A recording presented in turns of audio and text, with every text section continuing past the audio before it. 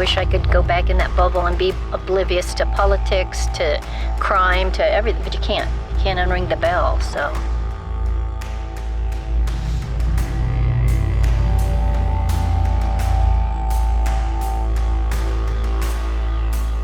There's something wrong with this picture, something not right. It shouldn't be the way it is. It's, you know, when those sheriff's helicopters go over your house and the searchlight is in your backyard 3 nights a week, it's time to get out of it. Because we were preparedness minded, because we were preppers, because we were concerned about what happens if, you know, we needed to be prepared to be able to be self-sufficient and sustaining. When we looked at ways that indigenous people who've been off the grid for thousands of years and are still off the grid today, how do they live? Basically, they live on the Neanderthal diet, whatever you can pick off a tree or kill.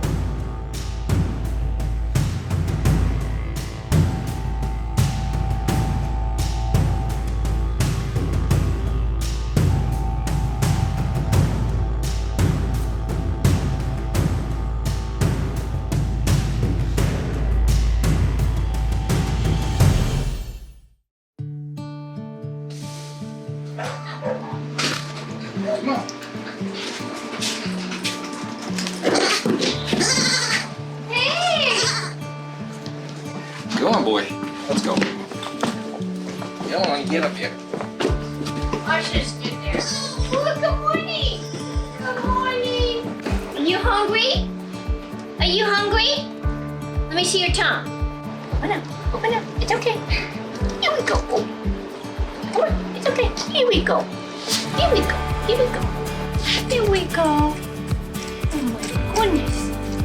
Oh my goodness. I think he's getting to the point where I want to go out and eat big boy stuff now. Making the dogs food, honey? Yeah. If you need the egg basket, you can take it. Headbutt me. Come on. Come. Come. It's time.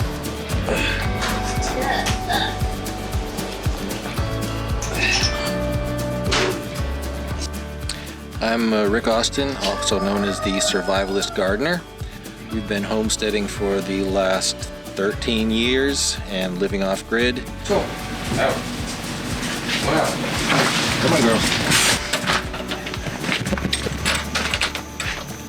We'd always planned on moving off grid, and we'd always planned on living a sustainable lifestyle.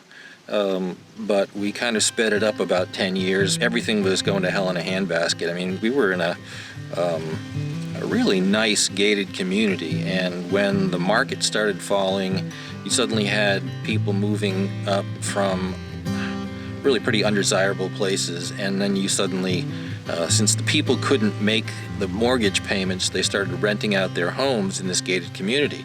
So we had houses that had 7 cars in the yard, all kinds of crime and issues, and sheriff's helicopters were going over at night, 3 o'clock in the morning, and searchlights were going in our backyard, and that was really kind of the end of it for us. And when you are essentially living in a prison of your own making, because you drive in from work, you push the garage door opener, you get in the house, get into the garage, and then close it behind you and make sure nobody snuck in behind you. You turn off the alarm so you can go in the house, turn on the alarm when you get there, and you said, you know, this really isn't any way to live.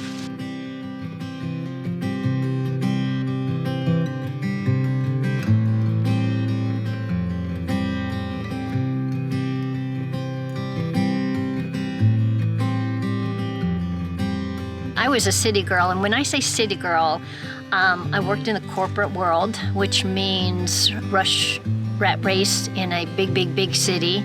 I was just totally oblivious to life. I mean, my focus was on when the next sale at Macy's was going to be, at Burdine's or Dillard's or any store you want to put in that blank.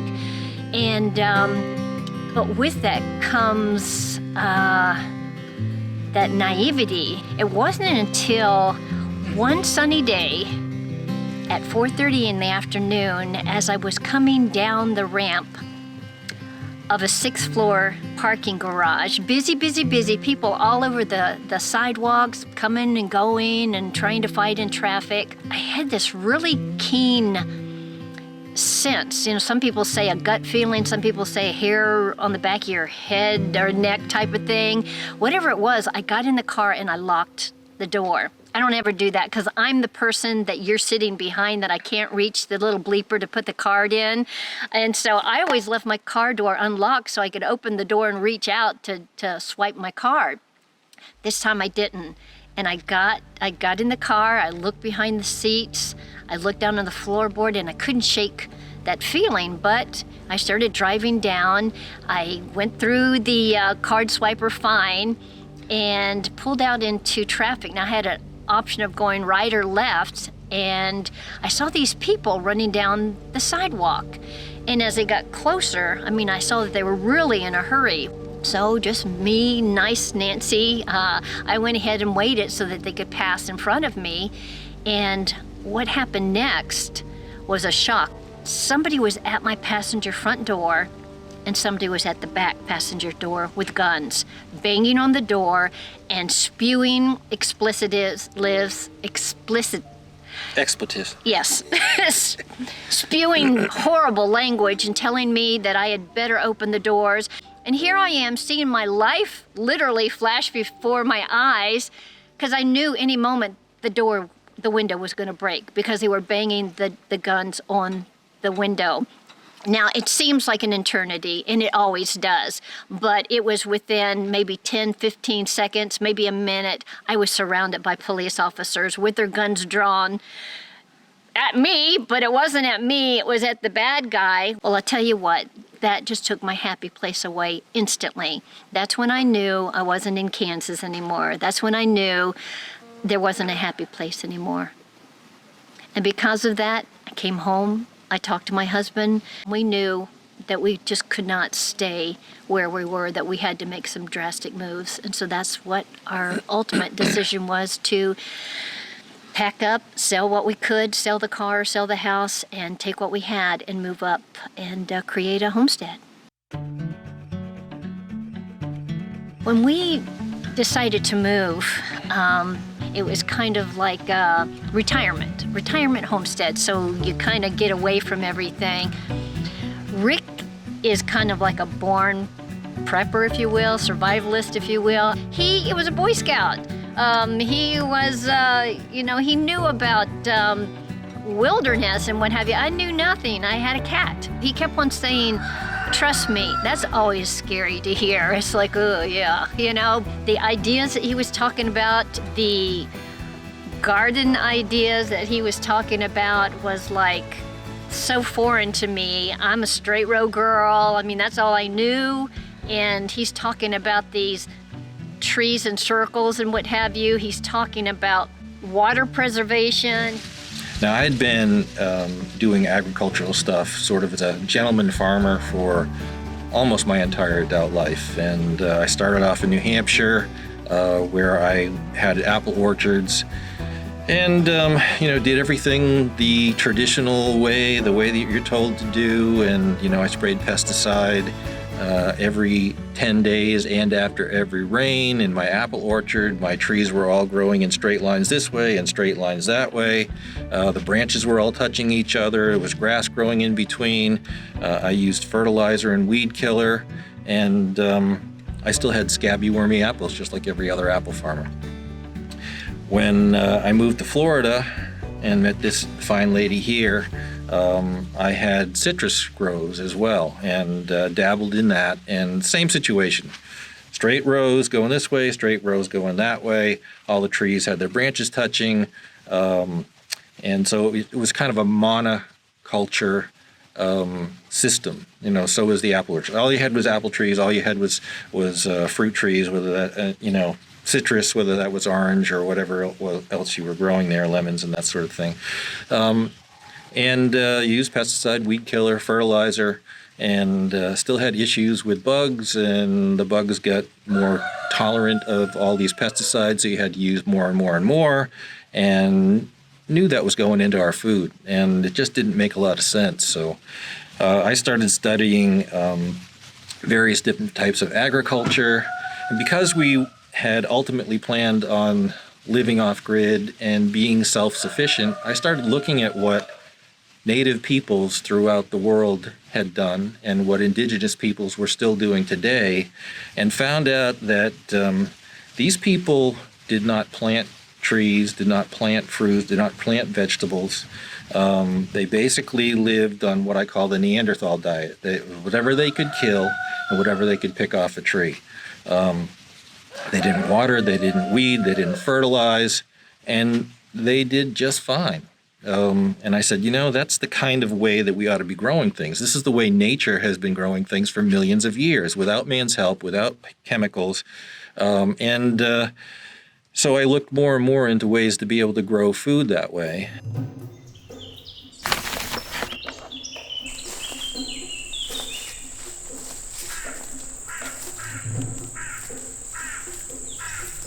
We're inside the Secret Garden of Survival, and this is our camouflage food forest, and we say it's a camouflage food forest because you really wouldn't know what it was even when you're inside here. I've been on film before, and the guy said, "Well, where's your garden?" And I said, "You're in it." So this is really kind of the permaculture food concept. I really don't like the term permaculture now because it's become so bastardized. There's so many people using it as a marketing term. So I call what we do nature culture, because it's the way nature's grown things for millions of years without any help from man. This is a moonglow pear. These are elderberries right here, and they're just flowering right now. This whole concept is kind of little mini ecosystems. We've got herbs everywhere in the garden, and the neat thing about herbs is you've got little florets right there that are constantly flowering, and things like our honeybees. They'll pollinate all of our fruit, and then the bees produce honey for me, and the predator wasps and that sort of thing come in here, so they kind of protect the other fruit from bad bugs that you don't want to have. This is feverfew, which is essentially aspirin. So in a grid down situation, we've got painkiller right here, and then this is flowering right now and going to seed. This is a jujube tree, and jujubes produce a small little round fruit that tastes like an apple. If you look at what happens in nature, typically you'll have a fruit tree or a nut tree, and that will grow up, and eventually it will grow up higher and it will spread out. Now you have a canopy underneath that, a canopy of shade.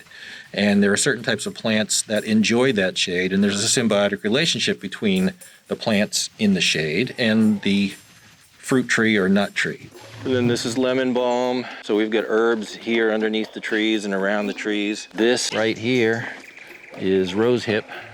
If you create the right types of plants and infrastructure, then everything does well by itself without me interfering with it. This is a nice little symbiotic relationship right here. This is a tomato that hasn't got any tomatoes on it yet, but it will. And we planted that here with catnip. And if you plant tomatoes next to catnip, tomato hornworms won't go near it. So anybody that's grown tomatoes before knows that their nemesis is the tomato hornworm. This whole concept is kind of little mini ecosystems. So you start with a fruit tree, you start with a nut tree, and then you have plants underneath that enjoy the shade, and there's a symbiotic relationship there. Outside of that, you've got full sun again. That's where your berry bushes, your shrubs go, that sort of thing. So things like blueberries, blackberries, elderberries go outside that layer because they're in full sun. Then outside of that layer, you've got an herb layer. So that's your cooking herbs, your medicinal herbs, which are flowering all the time. They've got many little flowers all over them. And that attracts the pollinators for your fruit. your berries, your nuts, and it attracts the good bugs that will kill the bad bugs that you don't want to have on your fruit tree. This mountain mint is a great plant to have. It's got more camphor than anything else has in it, so you can actually save these leaves and you can dry them out, and in the wintertime you can use them as a nasal spray to clear out your nose. They're very, very aromatic. This brings in wasps and pollinators. And the other great thing about this is it's a great plant for honeybees, because there's actually an oil on this plant that the bees get on their legs, and they bring it back with them to the hive, and then they share that with the other bees, and it actually knocks the varroa mite off the bees. Those ecosystems are self-sufficient.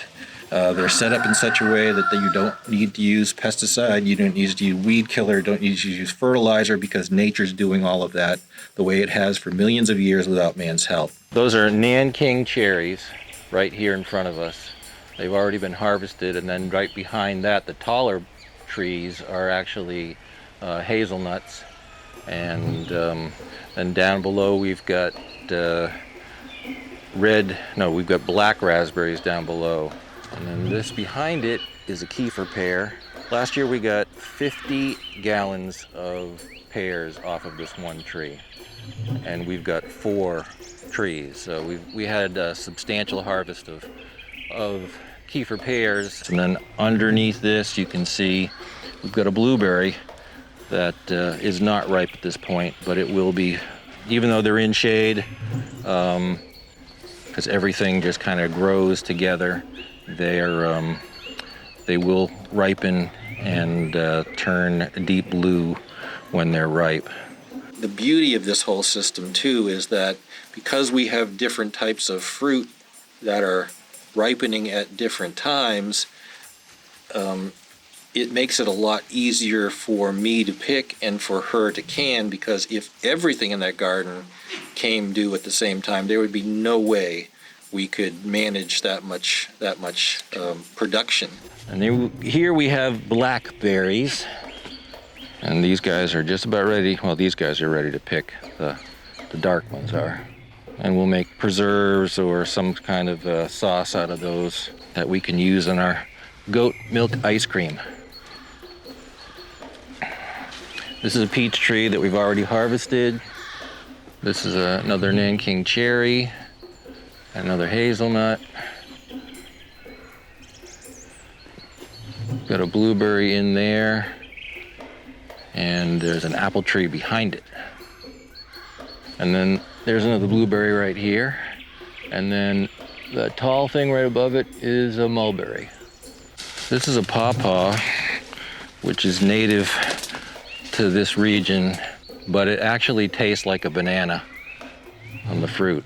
And it's a weird fruit because, when they're being pollinated, they kind of smell like poop, the flowers, and actually houseflies pollinate the pawpaws as opposed to the honeybees.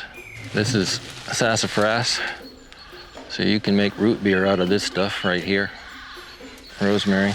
That's a good deer deterrent because they don't like the smell of rosemary, so the deer will actually walk away from an area that has rosemary in it. I had a friend that had a nursery, a plant nursery, and he had 2 sides that had fence on it where the humans would go and interact with the nursery, and then around the back it was all open, and there was actually a deer trail around it, but he had rosemary planted all the way around, and the deer just avoided it completely. They had all kinds of great plants the deer would normally want to eat. And then this is a wine sap apple tree. There's green apples on it right now. They'll ripen up and they'll be kind of a reddish green color when they're ripe. It's a high bush cranberry. I've had people up here from agriculture departments and from the cooperative extension, and just like, how are you producing all this fruit on such a small space, and you're not using pesticide, and you're not using weed killer or fertilizer? And here we've got blackberries again, and then that's growing in with Concord grapes. Those aren't ripe yet, but when they're ripe, they'll be deep purple and they grow in bunches, as opposed to the muscadines and the scuppernongs, which are actually native to the area, and they grow in singular or double units, not bunches like that. I like the Concord grapes, but they are much more susceptible to pests in this region. We've got a quarter of an acre, maybe a little bit more, of fruit trees, berry bushes, vineyard, orchard. I mean, it's all of that stuff all combined into one area.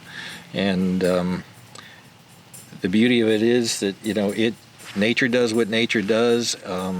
There is really no maintenance whatsoever because if you get the infrastructure in place right, everything kind of takes care of itself. We eat really, really well, and better than we ever have in our lifetimes.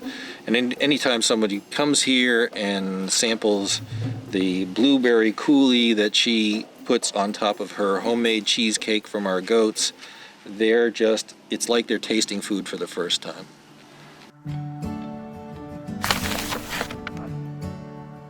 Since we're trying to maximize our solar exposure, one of the things I did with the garden was make sure it was on the south side so that you're getting the most sun during the day, so you have the maximum length of growing season.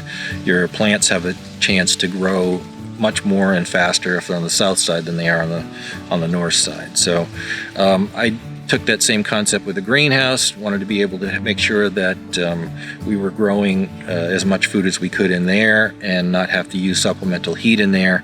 So when I built the greenhouse, I have a maximum amount of glazing, which is glass essentially, on the windows here, and also a roof that has glazing as well. And that allows the sun to come in. In the wintertime, the sun is lower in the sky, so it comes in the windows on the side. In the summertime, the sun is up higher, so it comes in the windows on the roof.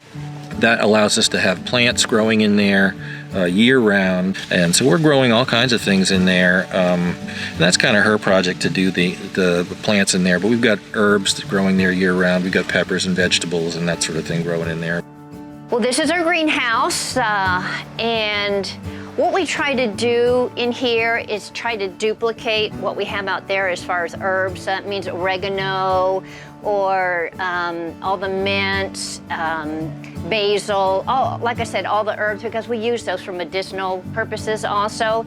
But because of the fact that these are annuals as far as the vegetables that we put in here, we try to have a duplicate of the vegetables in here also during the growing season, because we found out, like the tomatoes over here, you can let them grow. In a tropical situation, tomatoes will continue to grow. So if you just let them go, I prune off the old things so that the energy isn't going into something that doesn't need to be. We also have avocado trees. We have lemon trees. We have, as you can see, these are our coffee trees. We save the coffee beans for a new generation of trees, which we have all back here. These are probably 3 years. This guy's probably, I'm almost saying he's about 8 or 9 years old right now. As you can see, I used to have them sitting up on the ledges there, but we've had to put them down. I'm not quite sure what we're gonna do, maybe pitch the roof or something like that. We feed this to the bunnies. It's kind of bitter for us, but this is called Okinawa spinach. So we try to use foods here in the greenhouse also to feed the livestock as well as us. This is called soapwort.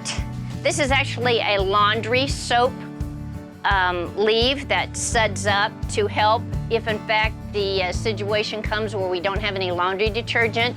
We can use the soapwort. That's what Rick and I try to do here, is if I couldn't have this, what do I do about it? I am so far away from any drugstores, grocery stores, shopping malls. Shopping malls are out, they've been out for a long time. So how can I make things? So when everybody was panicking about the hand sanitizer, the toilet paper, all of these issues, I really didn't have to worry about it, because a lot of the things that we need, you're able to make it. This is something that I use a lot because as you can see, you're going to probably see, Jane, the leaves look pretty nasty or pretty gnarly. And yes, they do. I've got a little moth going here. I make what's called slug pubs. And what this is beer. This is non-alcoholic. They're not really, they don't prefer as far as one over the other, but we just buy non-alcoholic because what they like is yeast, the slugs. So I put a little hole on either side, put it down ground level, and every couple, 2 or 3 days or so, bear with me here so I don't spill it all over, you get nasty, nasty big slugs. I don't know if you can see the nastiness in there. Let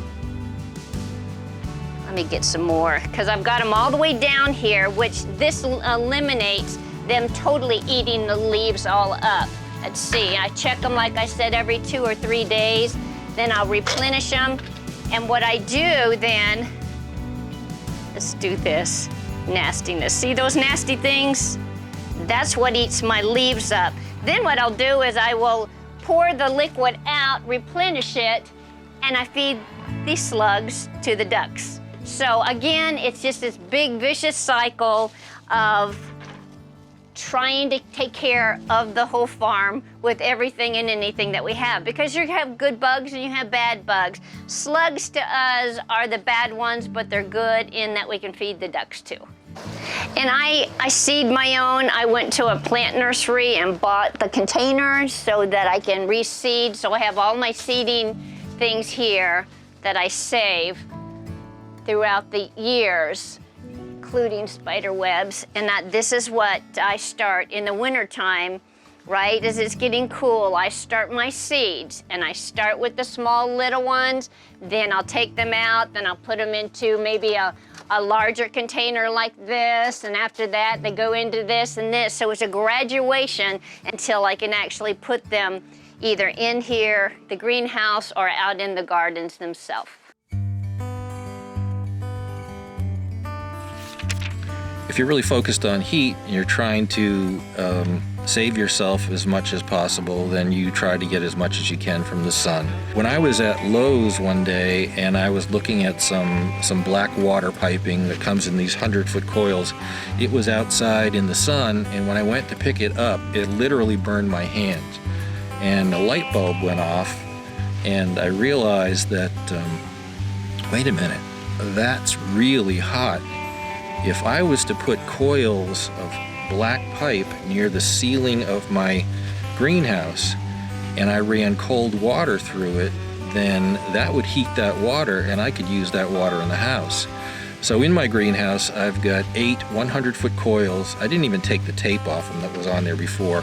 I hung them in the ceiling so the sun beats down on those, heats those up. I have cold water going in one side, and then each of those coils, the water's going through the coils and then through the next one because they're all connected in series. So by the time it gets through 800 feet of hot coil, that water is hot. And that's how we heat our hot water year round. And we get 140 degree heated water all for free without having to have a water heater. And so we use the water for various purposes, and primarily what is called gray water is everything but toilet water. And that's the water used in the sink, the kitchen sink, the lavatory, the shower. And I've got a system that can take that wastewater and divert it either into the greenhouse to water my plants in the greenhouse, or I can divert it back out to the garden, and it goes into basically a little man-made wetland and gets filtered out there and then goes through 3 little trickle ponds and into a pond that we literally carved out of the side of the mountain that we're on here. And that goes in there, and we've got that stocked with fish, and that's our little duck pond, so the ducks can play in there and splash around in there and also drink all day long from there.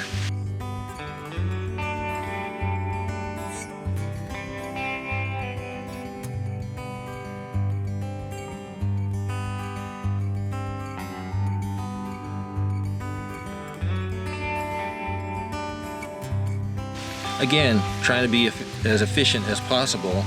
I looked at where the most wasted water went, and I realized that the typical toilet system that we have in America, you're flushing 9,000 gallons of water, of good drinkable water, down the toilet per person per year.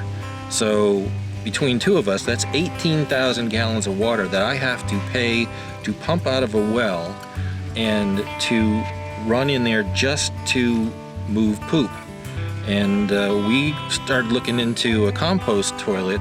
So we've got a toilet in our bathroom that basically connects to a pipe that goes outside the building into a composter. And that compost over time will break down, and you can actually use that out in the garden or wherever we want to grow more crops in the future.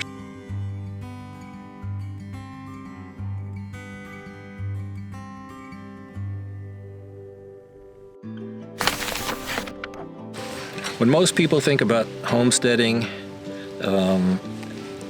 they think about the livestock they're going to have, and they say, I'm going to get me some chickens and a cow.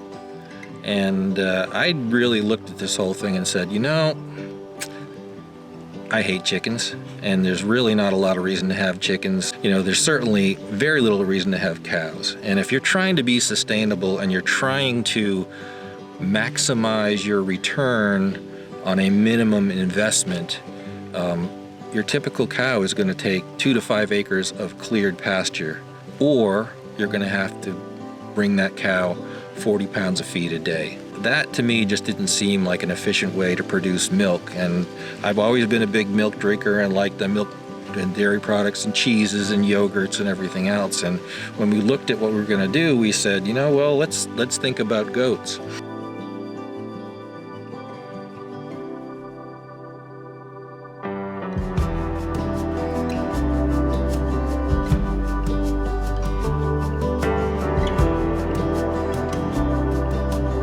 So every day I take the goats out in the woods and let them feed themselves, and this saves us a tremendous amount of time, money, and energy on trying to feed them in a non-sustainable way. So they'll come out here and eat every day for about half an hour and get their fill of all the roughage that they need, and that means I don't have to bring in hay or alfalfa or anything else. And they also know what they need from a nutrient standpoint, and you know, they'll eat what they think they need to eat, and next day they'll eat something different. So I don't have to get involved, and I can do it as naturally as possible for them to be able to eat and produce milk for us. Well, the only reason we were going to have goats was for dairy. So we decided that, well, let's see if we can taste the goat milk first. So we went to the grocery store like everybody does, I guess, and they had a container of goat's milk, so we brought it home all excited. It's nasty. I mean, I can't even, it's nasty. It's got like a wild taste or something. It was just like, and we were so disheartened because that's what we were planning on for our dairy. Well, as luck would have it, I guess, there was, we found out that they were going to have this goat competition thing or a fair or whatever. Like I said, it was all foreign to me, but we decided to go, and they had all these different types of goats in, well, they were cute. They were like little goats, and I mean, they weren't really big, so I wasn't intimidated by them. We went to this little booth, and they said, would you like to taste some? And it's like, ugh, no, I've already tasted. And he was like, no, you don't understand. This is raw goat milk. This is not pasteurized like you'll find in the grocery store. He had it nice and cold in a container, and we tasted it, and it was like, well, this doesn't taste bad at all. In fact, it tastes really good. That's kind of how we opened our eyes to the Nigerian dwarfs. They were small enough that I could handle them. The milking was a lot easier. They just seemed like they had a great temperament. So that was kind of how we ended up with the dairy goats. 3 of those girls that are making milk at any one time will produce 1.5 gallons of milk a day for us. I mean, we can't drink that much milk, 1.5 gallons a day, so she turns that into cheese, into yogurt, into the best ice cream in the world. Goat's milk actually has 50% more butter fat than cow's milk does, and butter fat is good for you. And if you are lactose intolerant to cow's milk, you will not be to goat's milk, because goat milk has smaller fat globulates, which is why goat's milk does not separate like cow's milk does.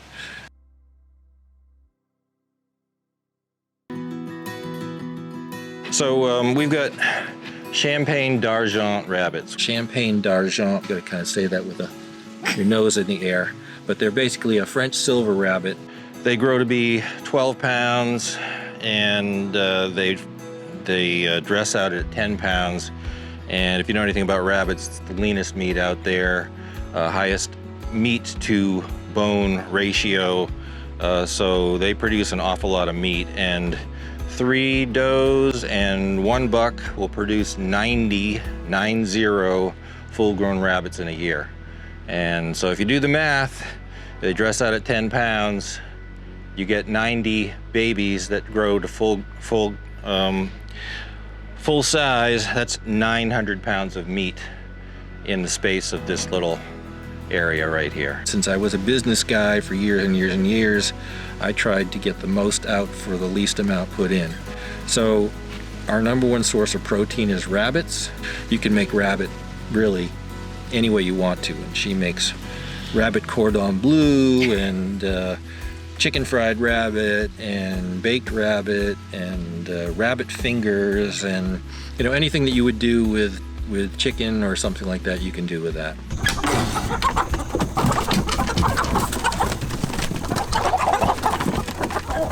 Just in contrast, chickens take 5.5 months to get to full maturity, so you are feeding them that entire time.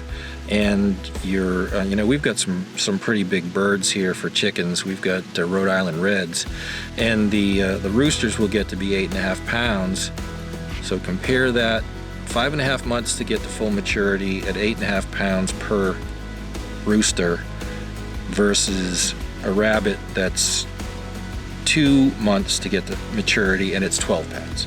I mean, the math just makes much more sense. Plus, with the chickens, there's a lot more fat content. The meat's not quite as good, not as high in protein. And we've got ducks, which go through the garden, and there's a symbiotic relationship that they create. If you put chickens in a garden, they'll scratch up all the roots and destroy it, and before you know it, it will be a desert, and nothing will be growing there. And I've got plenty of examples of that where we keep chickens. The ducks, on the other hand, I can let them out in my Secret Garden of Survival, in my little permaculture food forest, and they'll go through and they will eat the bugs and slugs and snails that I don't want in the rest of my plants. So they're kind of a natural insecticide, and then they fertilize behind them, and they turn those bugs and slugs and snails into protein for me. We've got Khaki Campbell ducks. The reason we have Khaki Campbells is they are the most prolific egg-laying fowl in the world. They produce 300 eggs per duck per year. Those eggs are about 1.5 to 2 times the size of a chicken egg, of a grade A extra large chicken egg. So not only they're producing more eggs, but their eggs have a lot more protein in them. So they taste relatively the same as a chicken egg, so there's really not a lot of difference there. And we've got those ducks to produce eggs for us.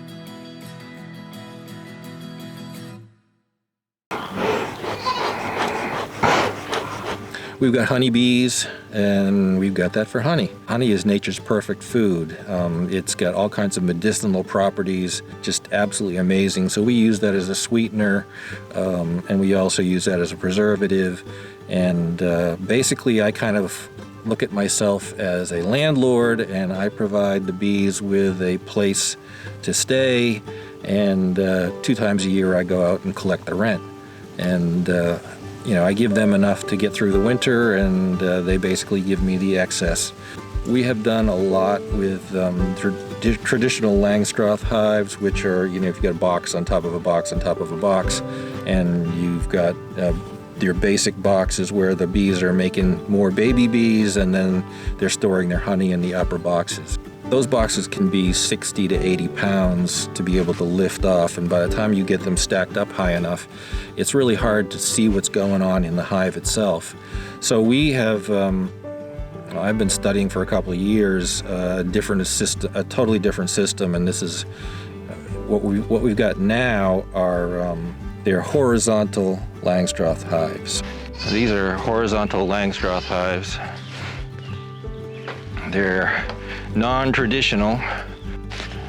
They're more like the bees are in nature. It's a much thicker wood than most of the traditional hives, so it keeps them more insulated in the summertime and in the winter time.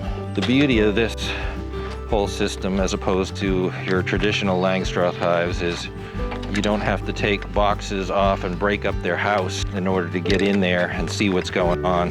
If somebody came in and took 1 or 2 stories off of my house, I'd be pretty upset. So to open it and see what's going on in there, all you have to do is open these boards. This is a relatively new hive, but they're filling these up, and these are all large frames. You can only extract 3 at a time, but it just gives them more room to work.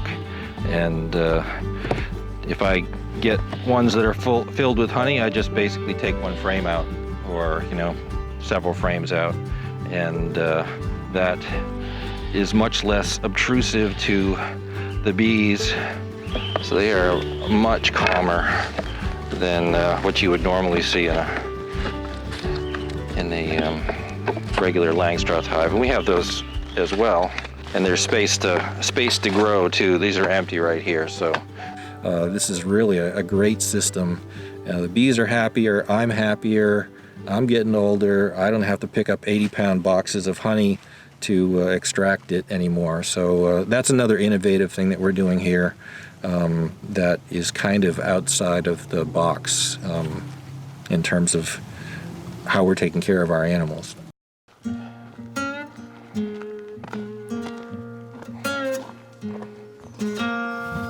Our latest venture is a rather large animal. So this is our little pig area as part of our hog operation. These are a heritage endangered breed called red wattles, and they're called red wattles because they're red and they've got these ugly little wattles along the side there. That's just a trait of the breed. It has no purpose that anybody knows about, but they grow fast. They can be in just about any terrain, which is different than a lot of other pigs. They don't need a lot of care. They don't need any drugs whatsoever. You can raise them on pasture. We raise them in the woods as well. They do just fine rooting up stuff and finding food, and as much as possible we let them forage for themselves. These paddocks beyond here have wheat and oats in them, and that wheat and oat has already gone to seed. And since pigs are a root animal, turnips are a great feed for them, because the seed is relatively cheap compared to having to buy other feed for them.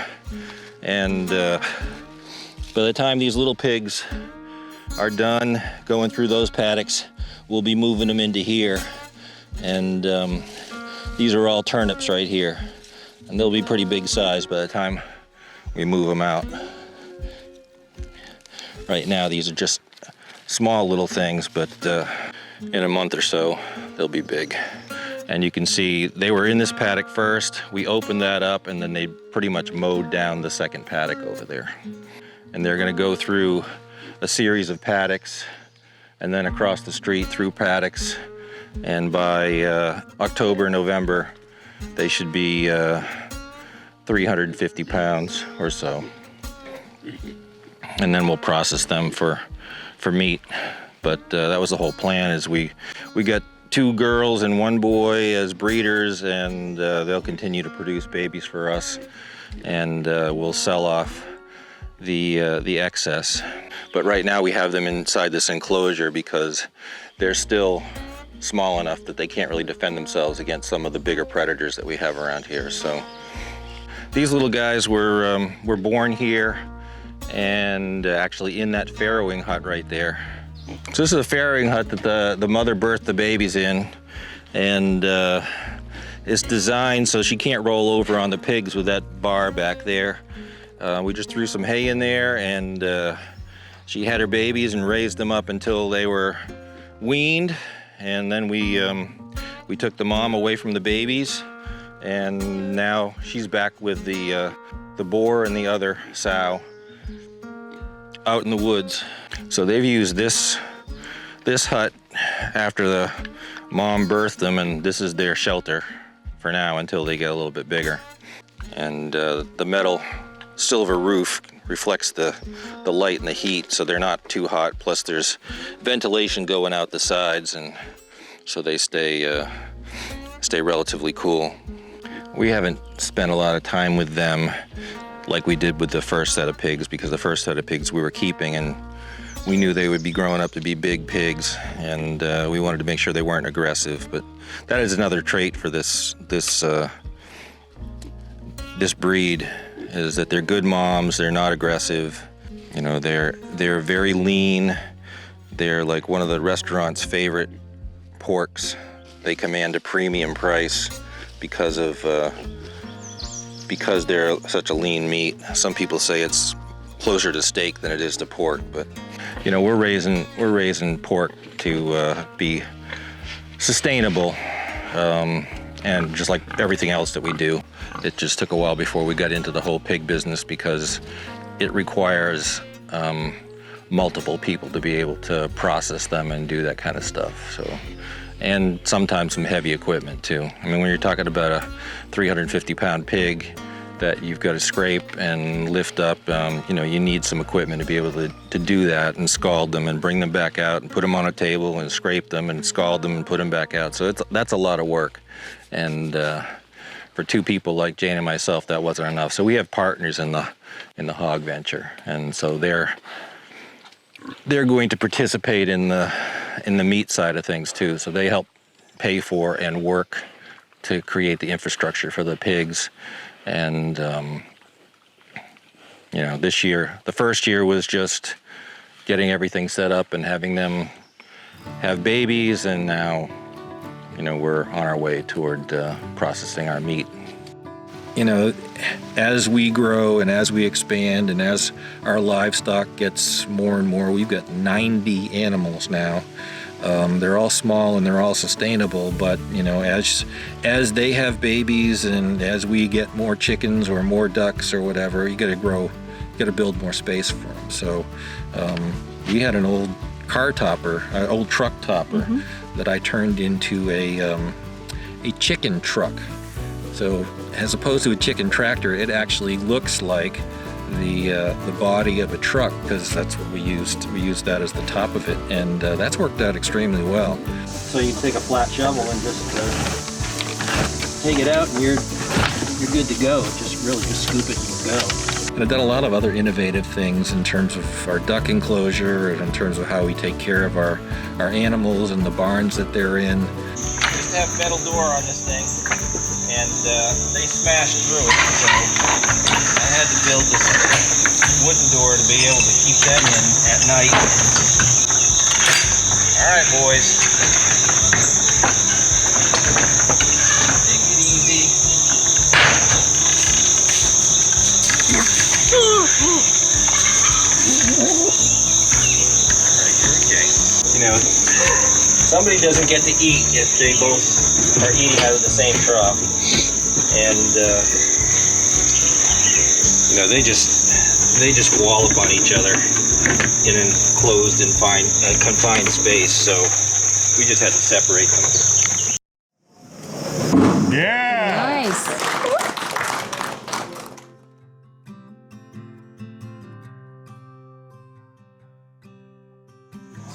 Left shoulder to right hip. Good. We were on the speaking circuit, and what we realized in the speaking circuit is that people wanted to learn. You know, they were there because they wanted to learn, and also, you know, if they were looking for products that would help them be more prepared, they wanted to know information from the people that were selling it. And unfortunately, most of these things that were done in convention centers, the people running them weren't preparedness-minded people. They weren't homesteaders. They were just promoters that were trying to make a buck on the latest craze out there.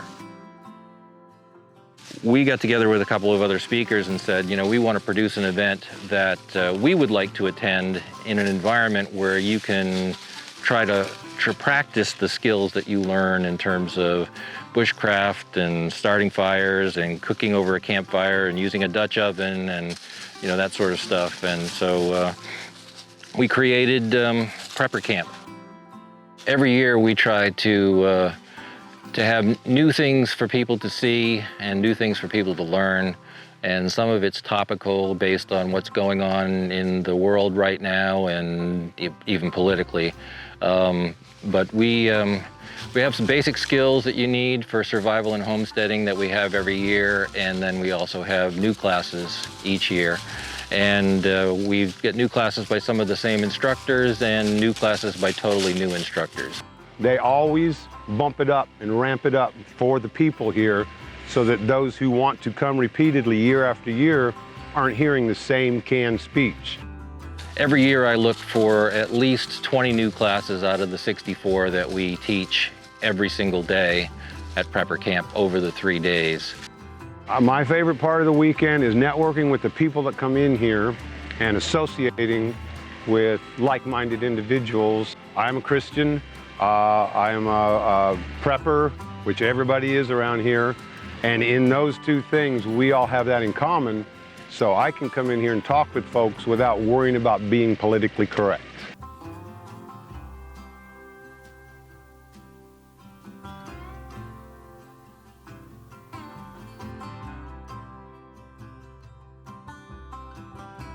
This is a heater. It's an air conditioner. You can cook with it, boil water with it. That's all you do. Pour a bottle. Now look at that can. I might not have let it get hot. It's not as hot as it should be.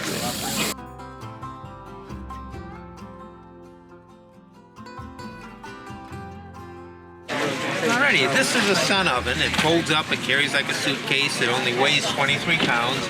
Setting it up takes a matter of seconds. It's got a simple one-piece construction. You open the door, your food goes in here, and then it has a rack inside that will keep your food from spilling if you move it to follow the sun. And it has a leg built into the back that allows you to raise or lower it to meet the sun wherever it is in the horizon. If you put a chicken in a pot and you put it in the sun oven, you'd be able to cook a 3-pound chicken in a preheated sun oven in about an hour and a half, as long as you move it every 30 minutes to follow the sun. Or you could take a frozen chicken, put it in here in the morning, set the oven facing south, leave for the day, come back at supper and have a cooked roast.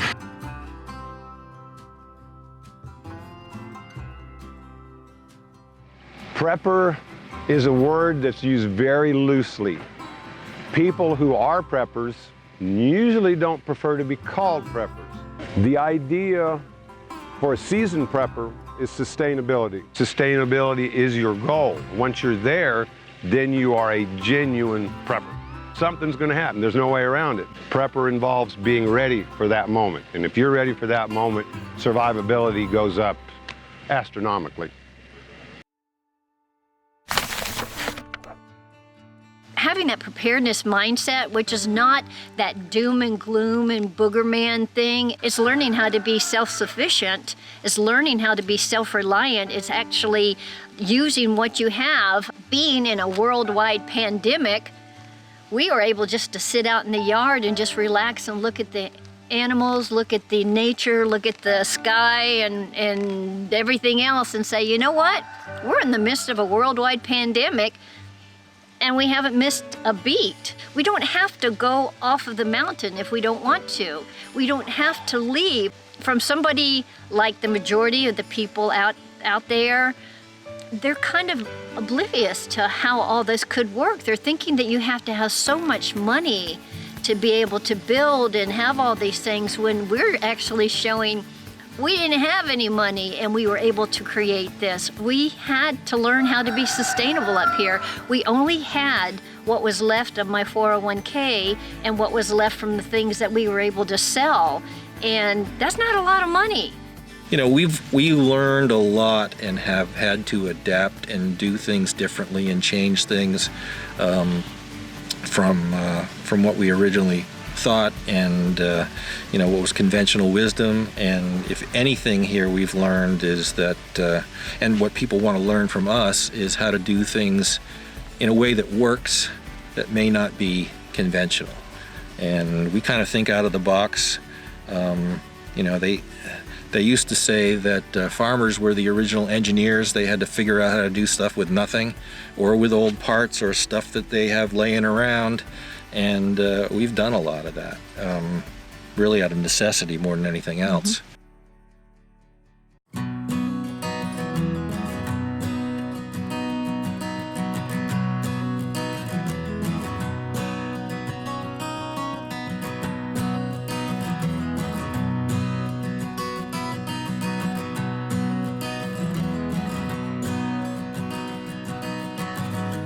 Built this thing from the ground up out of nothing. No flight plan, no manual to be bound.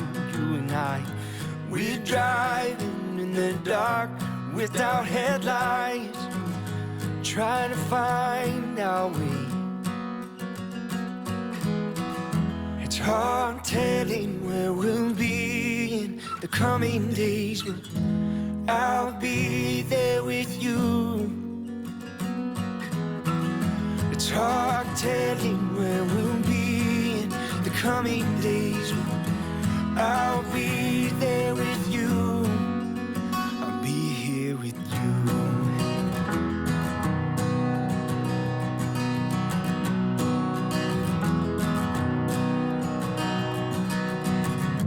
Built a wall around my heart to stop the bleeding. More than made of all the words that I should have said to you. And we're walking through the fire and the smoke clouds, trying to find our way. It's hard telling where we'll be in the coming days, but I'll be there with you. It's hard telling where we'll be in the coming days, but I'll be there with you. I'll be here with you.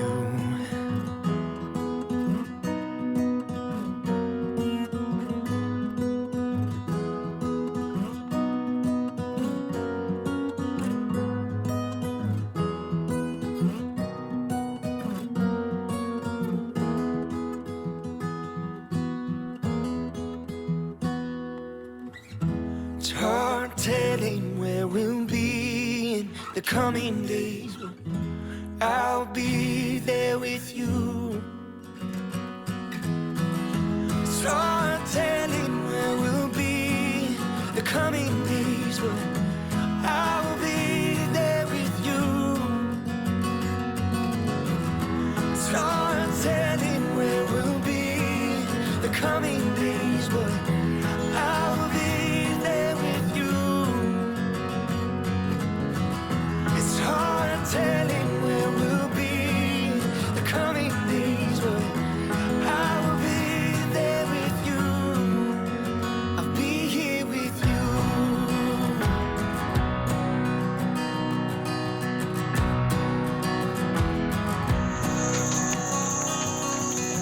Say God. Dear God, say God, thank you for the day. Thank you for our cheese. Thank you for our meat. Thank you for the eggs that we like to eat. Thank you for the ducks. And thank you for all the animals. And thank you, God, for, I can't think of a rhyme. What? In Jesus' name, Sega. In Jesus' name. Amen. Good girls. Good girls. Okay, Sega. Come on. Good girls.